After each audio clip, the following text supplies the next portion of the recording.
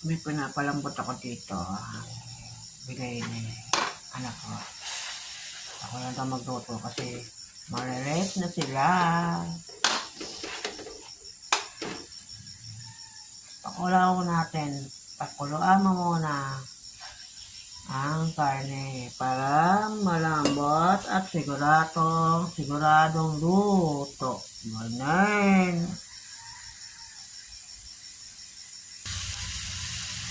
Sinabi ko muna itong manok.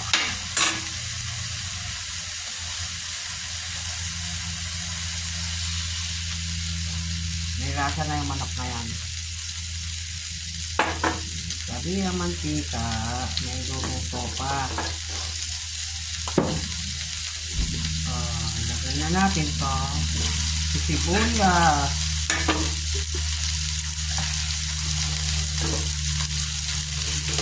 Letos lang pagluluto. Diba?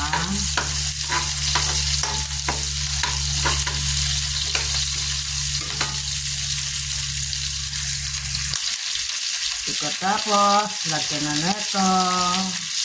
Toyong may kalamansi. Para may pangsabaw sa kanin. Ganyan lang pagluluto sa manok. Kung gusto mo ng bistik, ilagay mo muna. Ilagay mo, iprito para malambot siya at lutong-luto.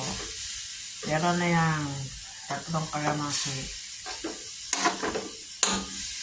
Dito masarap kumain, no? May pangsabaw sa kanin. Dito na lang ang gusto niya, kaya niya yung luto ko, okay lang. Ang luto ni nanay. May pansabaw ka na sa kanin. Bistik. Chicken bistik. Ganyan kung niluluto. Pakuluan mo muna para malambot ang karne at lutong-luto. Okay, bye-bye na.